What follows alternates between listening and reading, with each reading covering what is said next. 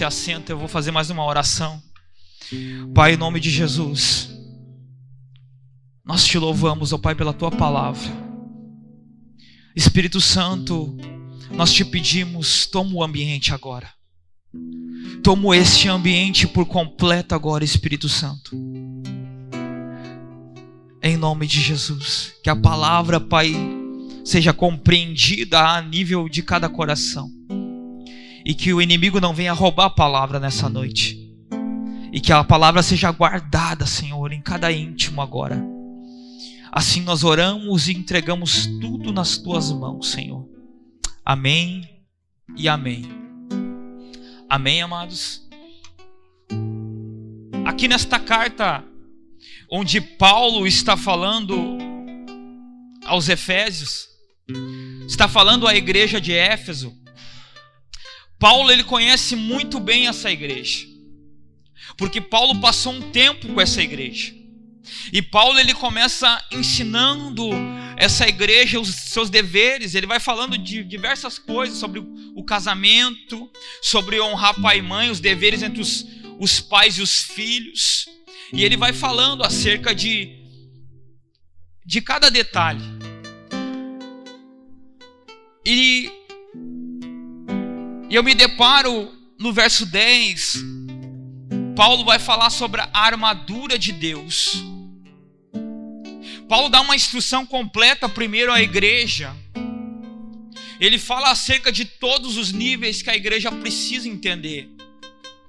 Mas no verso 10 em diante, ele vai falar que a igreja precisa ser revestida de uma armadura para poder vencer os dias maus. E no versículo de número 10 vai falar o seguinte: finalmente, fortaleçam-se no Senhor e no seu forte poder. Eu e você precisamos se fortalecer no Senhor e no seu forte poder. Se queremos vencer as batalhas, nós precisamos se fortalecer no Senhor. Porque se a gente procurar em outros lugares, não vamos conseguir vencer. E Paulo vai falando mais, aleluia. Vistam toda a armadura de Deus para poderem ficar firmes contra as ciladas do diabo. E ele fala que a gente precisa se vestir desta armadura, vestir dessa vestimenta espiritual, para que a gente consiga escapar das ciladas do inimigo. E ele vai continuando no texto, meu irmão, minha irmã. E ele vai dizendo: pois a nossa luta não é contra carne ou sangue. Tem uma tradução que diz, mas a minha diz assim: a nossa luta não é contra os seres humanos, mas contra os poderes, autoridades, os dominadores deste mundo de trevas. Então, meu irmão, minha irmã, a nossa luta nunca será contra pessoas, contra o nosso familiar, contra o nosso cônjuge, contra os filhos, contra amigos, vizinhos. Nunca será contra pessoas. A nossa luta sempre será sobre aquilo que trabalha através das pessoas, ou dentro das pessoas, que são os demônios, as potestades, os dominadores deste mundo. A nossa luta não é contra pessoas, mas a nossa luta é contra os poderes das trevas. A nossa luta não é contra os nossos amigos ou conhecidos. A nossa luta é contra os poderes do maligno. Aleluia. E a Bíblia vai continuar, queridos. Por isso, vistam toda a armadura de Deus, para que possam resistir o dia mau. Sabe, talvez o dia mau,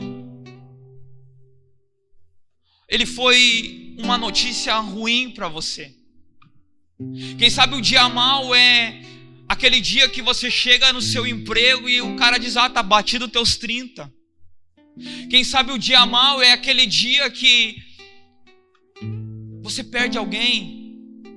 Quem sabe o dia mau é o telhado da sua casa voa inteiro. Mas a Bíblia diz: por isso vistam toda a armadura de Deus, para que vocês possam resistir o dia mau. Para a gente resistir esse dia mau, esse problema que muitas vezes chega, vem sorrateiramente, desculpa a palavra. Às vezes a gente não sabe se vai vir na segunda-feira. Se na sua própria empresa. A gente não sabe se o dia mau vai vir na terça-feira. A gente não sabe se o dia mau vai ser num domingo ou na sexta-feira 13. A gente não sabe quando vai vir esse dia mau. Mas a gente precisa estar revestido desta armadura de Deus, que Paulo aqui fala.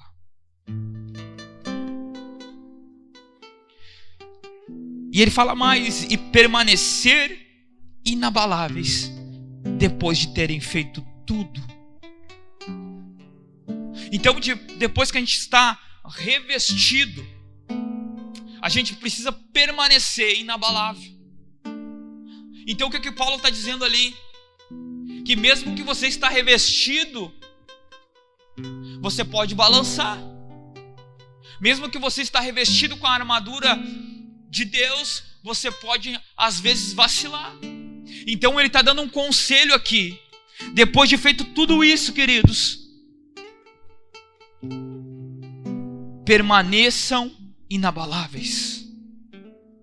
Permaneçam inabaláveis. Sabe, nós de fato, nós estamos vivendo uma guerra espiritual todo dia, queridos. Agora a gente iniciou esse relógio de oração. E quando nós iniciamos esse relógio de oração, o Senhor me deu essa palavra: que a gente precisa estar revestidos da armadura de Deus. E a gente precisa entender que nós estamos numa batalha, que nós estamos numa guerra espiritual. Sabe, a nossa luta nunca vai ser contra a carne e o sangue, como diz ali nos primeiros versículos. Mas sempre vai ser contra o inimigo. Sabe quando a gente chega num culto como esse, e às vezes dá um sono, às vezes tu nem entende o que o pregador está falando. Isso tudo é o inimigo da nossa alma, tirando a nossa atenção, não deixando a gente entender a palavra. Porque o inimigo da nossa alma, ele não quer que a gente entenda a palavra para a gente avançar. Por isso que há poucos,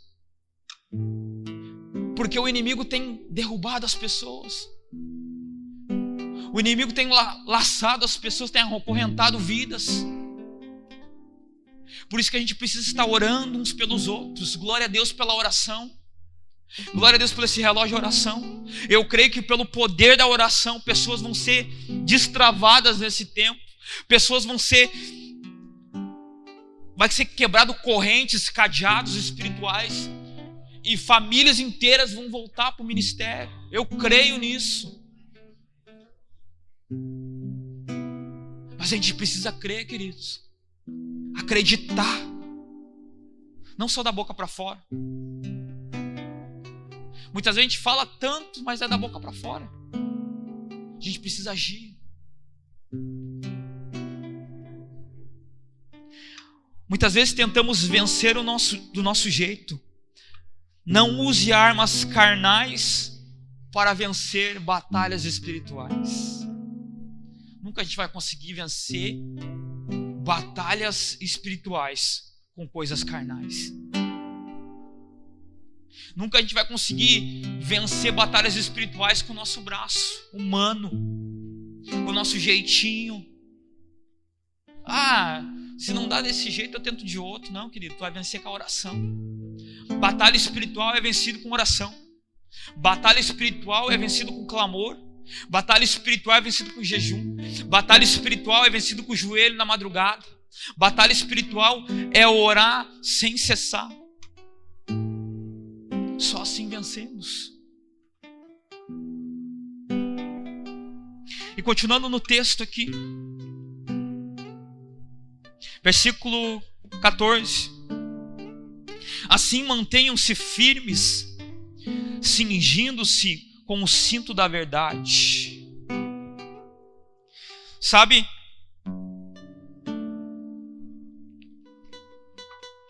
o cinto da verdade, querido, é a garantia da defesa do quadril que protegia dos golpes baixos.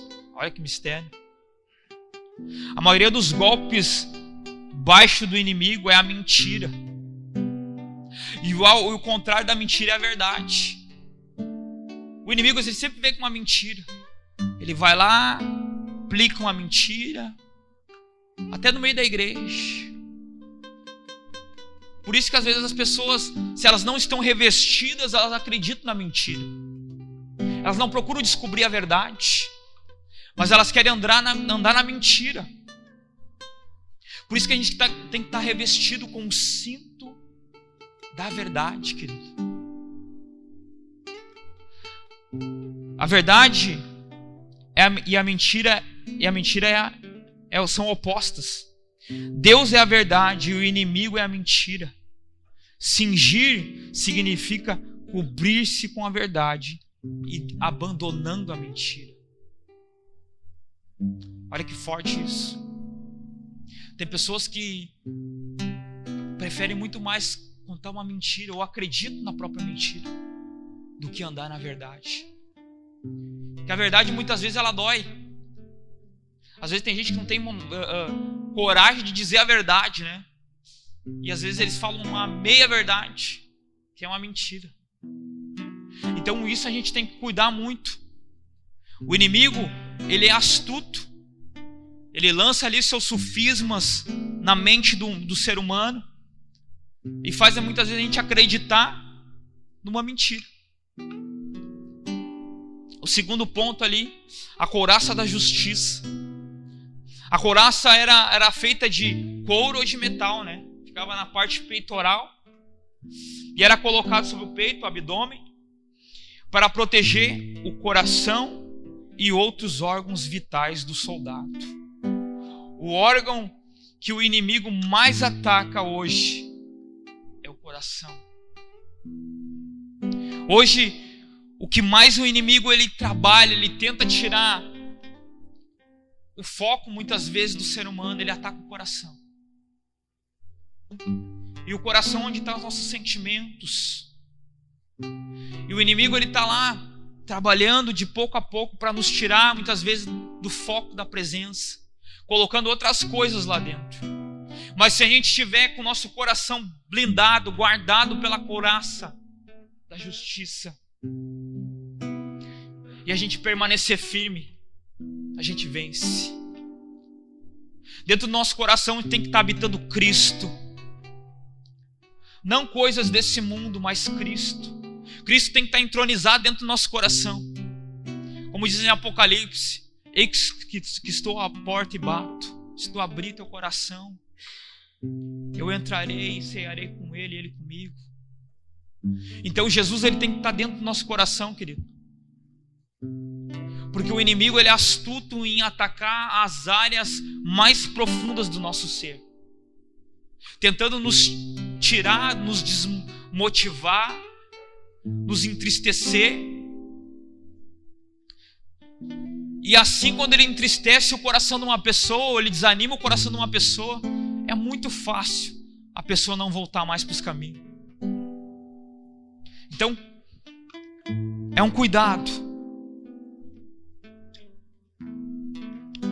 Seja justo consigo mesmo, aplicando a palavra de Deus em seu viver, para formar defesas que guardem o seu coração contra os dardos inflamados de Satanás. Então a gente precisa estar revestido, querido, dessa couraça da justiça, espiritualmente falando. Aqui quando eu vou entendendo essa palavra, eu entendo que Paulo, ele estava descrevendo totalmente um soldado romano ali, com todas as suas características, um soldado pronto para a batalha, né? E o primeiro ele diz que é o cinto da verdade, o segundo é a couraça da justiça, o terceiro é calçar os pés com o evangelho da paz. Calçar os pés com o evangelho da paz, querido, eu entendo que é andar na palavra de Deus. É não andar em caminhos opostos, em caminhos contrários, mas é andar na palavra de Deus. E andando na palavra de Deus é andando na verdade, não andando na mentira, mas sim andando no caminho correto e andando e buscando as coisas do alto. Ter os pés com a preparação significa estar firmado e disposto também a anunciar o evangelho. Por todo lugar, até mesmo no território do inimigo. Então, calçar os pés no evangelho da paz é andar na palavra, é anunciar a palavra. A Bíblia diz que quão formosos são os pés daqueles que anunciam a palavra de Deus. Então não perca tempo, fale do amor de Deus. Hoje eu falava com os rapazes que trabalham comigo, e eles falando acerca dos artistas famosos, né? Lá eles falam muito de funk, de coisa, né? E eu só escuto. E eles falando, o cara lá tem muito dinheiro, isso e aquilo. E eu disse, e como está a vida deles? Será que eles têm paz? Ele falou, pois é, um cantor famoso morreu com 20 e poucos anos. Viveu tudo o que ele queria. Pois é, Satanás levou a alma dele. Porque ele vendeu sua alma para o dinheiro, para a fama, para as coisas desse mundo. Eu disse para eles, eu prefiro viver uma vida simples na presença de Deus do que uma vida luxuosa indo de tobogã para o inferno. Jamais. Mas tendo uma vida simples na palavra de Deus do que ter uma vida de status e ir para o inferno. Não. O escudo da fé, quarto ponto. O escudo da fé, o escudo cobre todas as brechas que o inimigo usa para plantar dúvidas em nós sobre a palavra de Deus. Na batalha espiritual, apagando todos os dardos inflamados do inimigo. Então o escudo, querido, é uma proteção contra os dardos que o maligno toca, dardos inflamados, ou seja, como flechas pegando fogo, não só ferindo, mas flechas que queimam. Olha que mistério isso na palavra. Dardos inflamados. Que nós possamos entender que nós precisamos usar o escudo da fé para que a gente não venha ter dúvida nenhuma, mas que a gente venha a tampar todas as brechas. E não venhamos a deixar brechas para o inimigo trabalhar. Porque quando a gente deixa uma brechinha para o inimigo faz um estrago, queridos. E a brecha, ela pode ser um pecadinho pequenininho. A gente não dá nem importância. Isso aqui não tem importância nenhuma, querido. Cuida, vigia. As pequenas brechas onde é que o inimigo ele entra. As pequenas brechas onde o inimigo pode fazer um estrago muito grande. Por isso use o escudo da fé para cobrir todas as brechas e apagar os dardos inflamados do inimigo, para que a gente consiga vencer essas áreas, querido. Use a tua fé. Lute dia após dia. Não retroceda. Não desanima. Porque se a gente desanimar, querido, se a gente abandonar a fé, meu irmão. Hoje eu estava conversando com o pastor lá, que trabalha comigo. E ele dizia, um irmão da igreja, fez parte do nosso ministério aqui, hoje ele está desviado. E E ele disse, esse irmão... Ele foi na empresa que quando é que o irmão trabalha, fazer uma entrega. E ele disse, o irmão está trabalhando na portaria da empresa lá. Ele disse, o irmão passou por tanta igreja já. O irmão passou pela igreja A, B, C, A, D. Eu disse, mas por quê? Por que ele passa por tanta igreja? Ele disse, porque as igrejas têm que se amoldar a ele. Não ele a palavra de Deus. Você está entendendo? Tem pessoas que não conseguem aceitar a palavra. Eles querem ter uma igreja que se amolde aos princípios e aos costumes deles. Isso nunca vai funcionar, queridos. O dia que eles acharem uma igreja perfeita, sai dela, porque tu é imperfeito. Tem gente que é assim. E esse irmão está lá desviado, na bebida. Está nessa situação, porque ele não aceita qualquer igreja. Tem que ser a igreja do jeito que ele quer. Então cuidado. Não deixa o inimigo trabalhar no seu coração. Cuidado, se revista dessa armadura, querido. Desses pontos que eu estou falando aqui essa noite. O cinto da verdade, a couraça da justiça.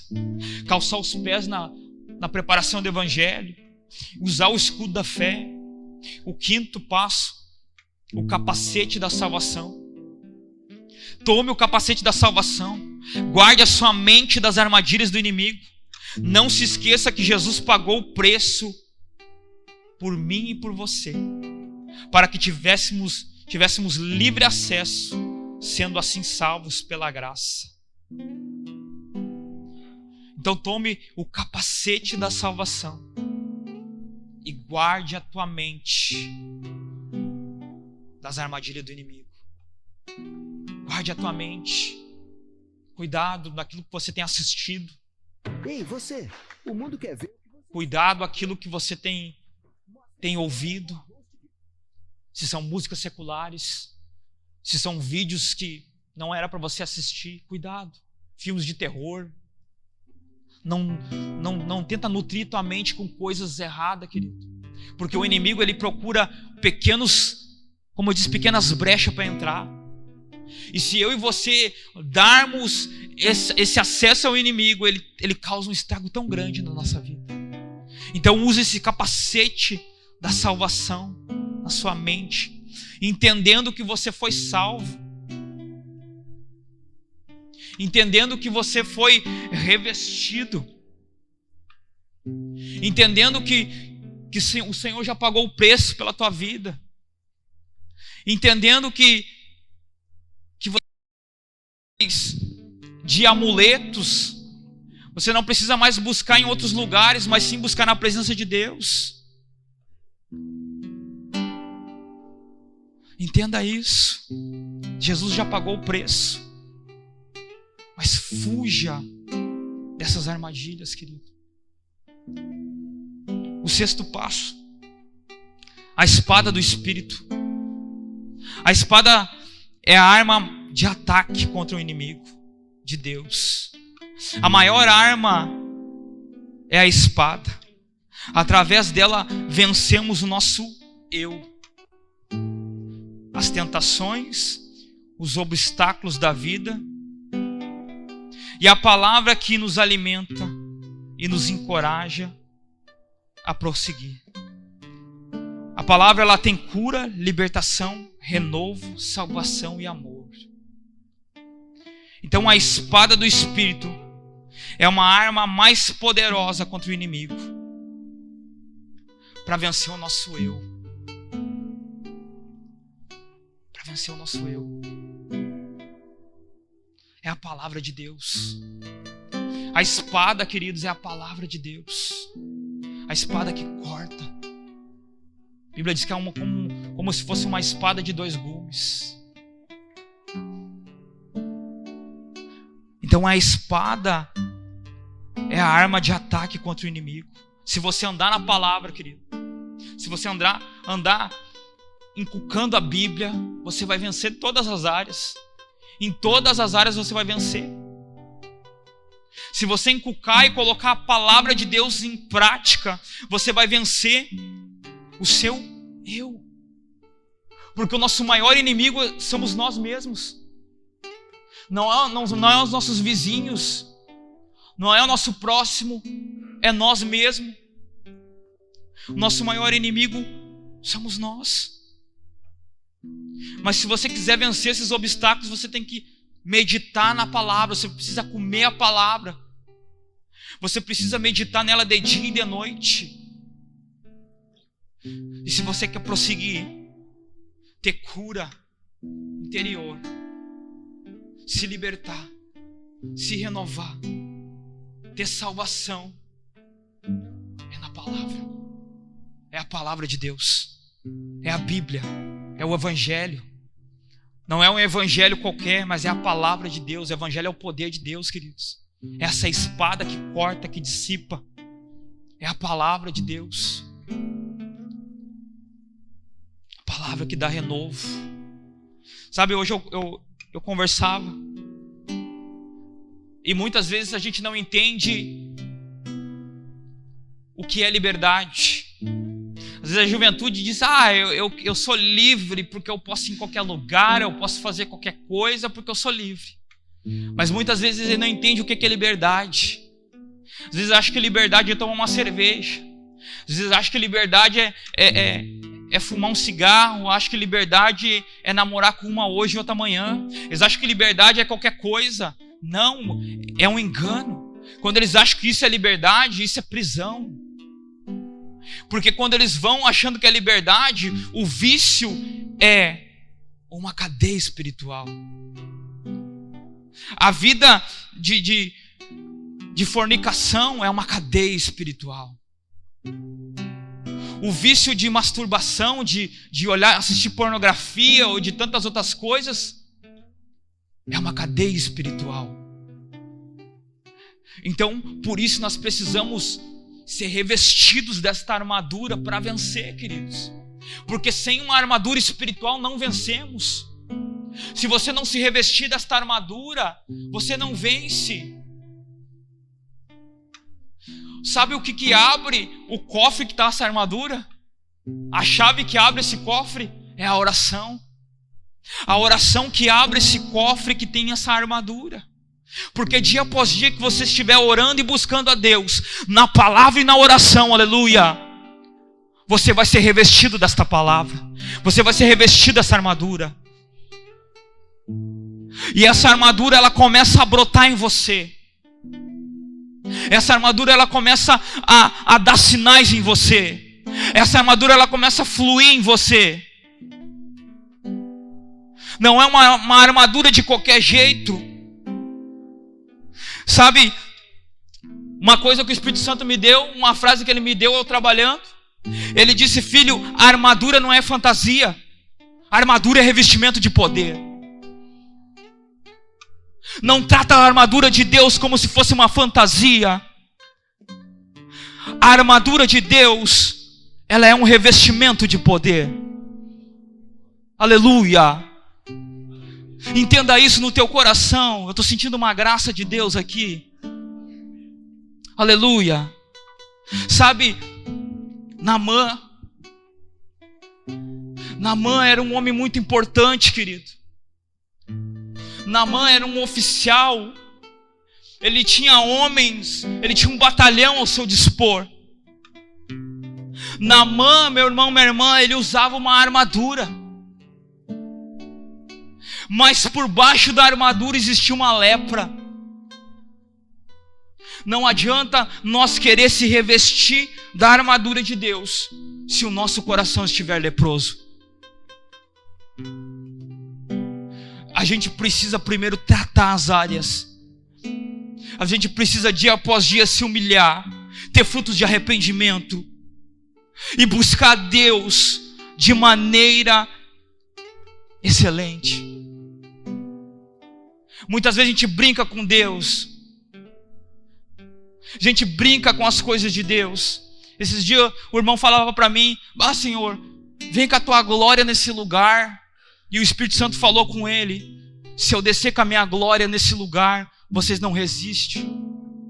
Um pingo da minha glória vocês não resistem.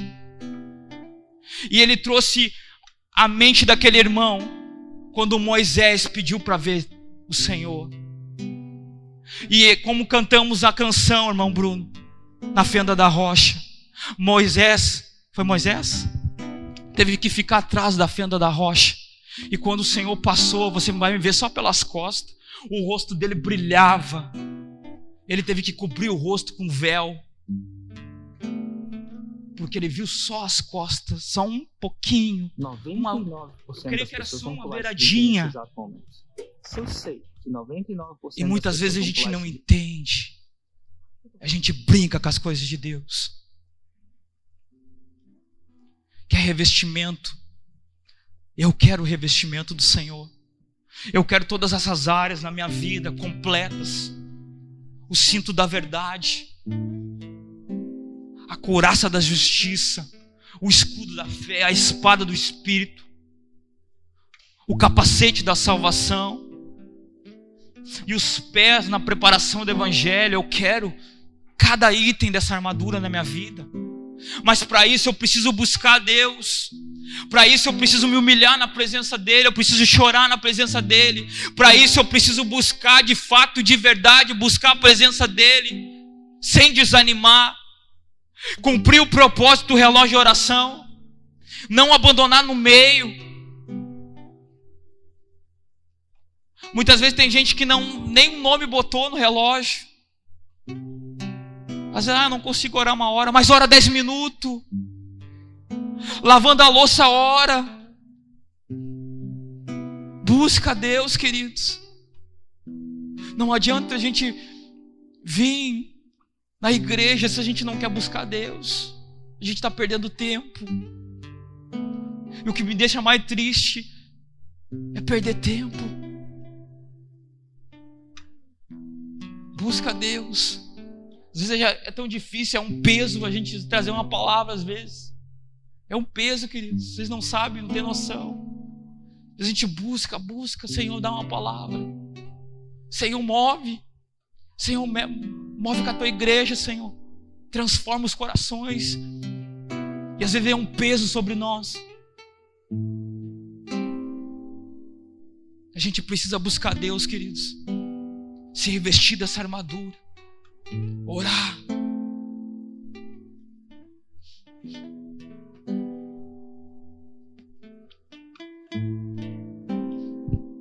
Dorcas também, ela possuía uma armadura.